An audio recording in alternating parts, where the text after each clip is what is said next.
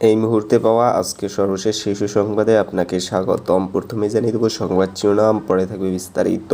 জানাবো স্বৈরাচারের পতনের পর কিছু নব্য বিএনপি তৈরি হয়েছে বললেন আমিনুল হক। থাকছে আন্দোলনের সাহসী ভূমিকার জন্য শিক্ষার্থীদের ধন্যবাদ দিলেন তারেক রহমান।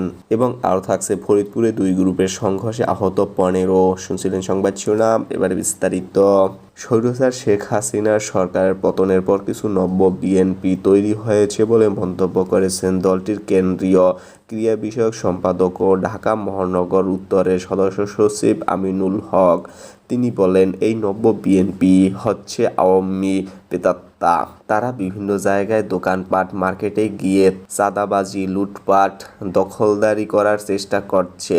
যারা এই সব অপকর্মে লিপ্ত হয়েছে, এসব দুষ্কৃতিকারীরা দেশের কোনো মঙ্গল বয়ে আনতে পারে না। রোববার 18 আগস্ট বিএনপির কেন্দ্র ঘোষিত কর্মসূচির অংশ হিসেবে রাজধানীর তুরাগ থানার উদ্যোগে এক বিক্ষোভ সমাবেশে এসব কথা বলেন। গণহত্যাকারী শেখ হাসিনার বিচারের দাবিতে এই কর্মসূচি পালন করা হয়। তিনি বলেন, ব্যবসায়ীদের উদ্দেশ্য করে বলতে চাই, এখন থেকে আপনারা কাউকে চাঁদা দেবেন না। যদি কেউ চাঁদা চায়, দখলদারি করার চেষ্টা করে, সবাই তাকে পুলিশে বা সেনাবাহিনীর হাতে তুলে দেবেন। আপনারা সবাই ঐক্যবদ্ধ থাকেন, বাংলাদেশে আর কোনো বিশৃঙ্খলা তৈরি হবে না। কোটা সংস্কার আন্দোলন এবং পরে সরকার পদত্যাগের এক দফা দাবিতে ছাত্র জনতার গণঅভ্যুত্থানের কারণে লম্বা সময় বন্ধ ছিল দেশের সব শিক্ষা প্রতিষ্ঠান। অবশেষে রোববার 18 আগস্ট শিক্ষা প্রতিষ্ঠান খুলেছে। আন্দোলনে অংশ নেওয়া শিক্ষার্থীরা সহপাঠীদের হারানোর বেদনার সঙ্গে একই শ্রেণীতে ফিরেছেন। আন্দোলনে শিক্ষার্থীদের সাহসী ভূমিকার জন্য তাদের প্রতি কৃতজ্ঞতা প্রকাশ করেছেন বিএনপির ভারপ্রাপ্ত চেয়ারম্যান তারেক রহমান। রোববার 18 আগস্ট এক ফেসবুক পোস্টে তারেক রহমান লিখেন, আমি আমাদের শিক্ষার্থীদের ধন্যবাদ জানাতে চাই তাদের সাহসী ভূমিকার জন্য, জনগণের শক্তি প্রমাণ করার জন্য, যারা সঠিক তার পক্ষে দাঁড়ানোর জন্য তারা জীবন বিসর্জন দিয়েছেন।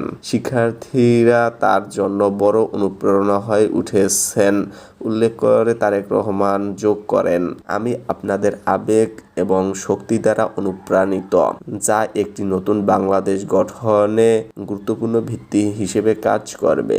ফরিদপুরের নগরকান্দায় আধিপত্য বিস্তারকে কেন্দ্র করে দুই গ্রুপের সংঘর্ষে অন্তত 15 জন আহত হয়েছেন। এ ঘটনায় কয়েকটি বাড়িঘরে হামলা চালিয়ে ব্যাপক ভাঙচুর ও লুটপাট চালানো হয়। রবিবার দুপুরে উপজেলার ফুলছুতি ইউনিয়নের সলিথা গ্রামে এ ঘটনা ঘটে। এ ঘটনাকে কেন্দ্র করে এলাকায় উত্তেজনাকর অবস্থা বিরাজ করছে।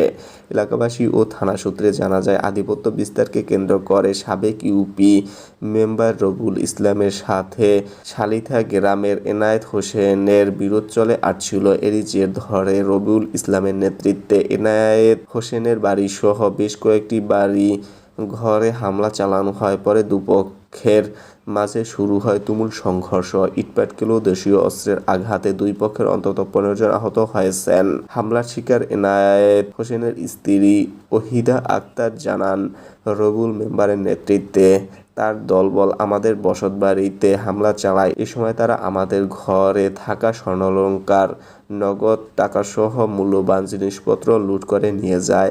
বাধা দিতে গেলে তারা আমাদের মারধর করে। সাবেক ইউপি মেম্বার রবিউল ইসলাম হামলার ঘটনা অস্বীকার করে বললেন, আমাদের কোনো লোক তাদের বাড়িতে হামলা চালায়নি। তারাই আমাদের দলের লোকজনের ওপর আগে হামলা চালিয়েছে। আমাদের অনেকে হাসপাতালে চিকিৎসা নিচ্ছেন।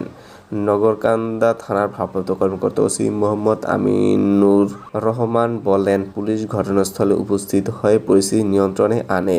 এখন সবকিছু স্বাভাবিক রয়েছে। এখন পর্যন্ত কোনো পক্ষই থানায় অভিযোগ দেয়নি।